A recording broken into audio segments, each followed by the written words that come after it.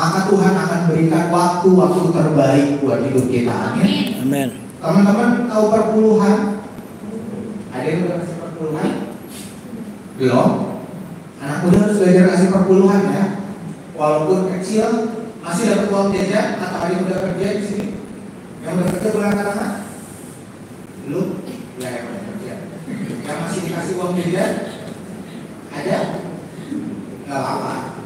Saya belajar kasih perpuluhan dari dikasih uang jajan. Seminggu dulu saya dikasih 70.000, berarti perpuluhannya 7.000. It's okay. Tuhan gak lihat 7.000-nya. Tuhan lihat komitmen kita untuk belajar. Dan yang saya mau bagikan hari ini, prioritasin waktu buat Tuhan. Kita ambil konsep perpuluhan. Sehari kita punya berapa jam? 24 jam. 2,4 jam yang kasih dulu buat Tuhan. Amin. Dan ini bisa nggak ya? 2,4, hampir 2,5 jam kasih buat Tuhan. Pengalaman juga 1 bulan ini saya juga baru belajar tentang ini, tentang kasih perpuluhan buat Tuhan dalam bentuk waktu.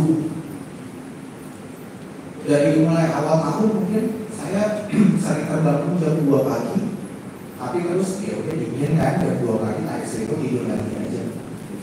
Tapi sebulan kemarin saya digerakkan untuk belajar hal ini, dan setiap bangun jam 2, jam 3 diminta untuk nyembah, untuk berdoa, untuk kasih waktu yang terbaik buat Tuhan. Sebelum kita kerjakan yang lain, kasih dulu waktu kita yang pertama-tama buat Tuhan.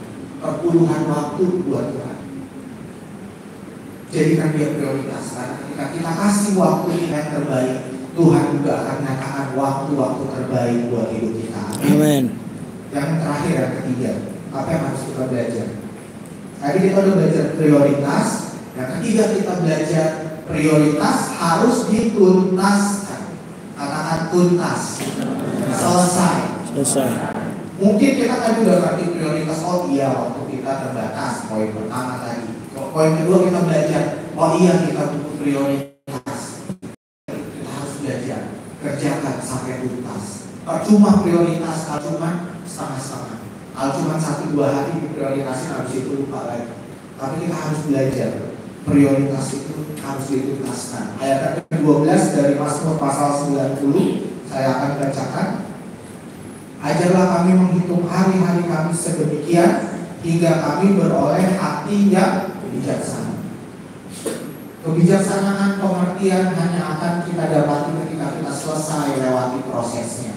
Kita udah atur prioritas, lakukan itu terus konsisten dalam hidup kita, supaya kita bisa gunakan waktu ini dengan efektif. Harus kita selesaikan, karena efektif gak akan berarti, gak mungkin efektif, gak mungkin efisien kalau sudah sesuatu kita gak selesaikan sampai akhir. Karena kualitas seseorang akan dinilai di awal atau di akhir? Di akhir. Makanya kalau teman-teman tahu yang namanya quality control, SNI, standar nasional Indonesia, hidup kita juga seperti itu. Kita udah tahu waktu kita terbatas, kita sadar ini semua punya Tuhan, kita mulai atur prioritas. Setelah kita atur prioritas, kita harus tuntaskan. Kalau hari ini kita belajar, mungkin ada yang digerakkan untuk berkomitmen mulai besok mau kasih. Kita belajar hari ini bahwa manusia tidak berkuasa atas waktu, maka kita butuh prioritas. Tetapi prioritas akan sia-sia bila tidak dikerjakan hingga tuntas. Jangan protes hingga kita melihat kuasa Tuhan dinyatakan tak terbatas dalam hidup teman-teman. Amin. Amin. Tetap percaya, tetap setia, tetap berharap. Walaupun bosan, kronosnya lama, tapi kairos Tuhan akan ada buat hidup kita masing-masing. Amin. Saya mau mendampingi Prof. untuk maju dengan kerendahan hati waktu dalam ujian.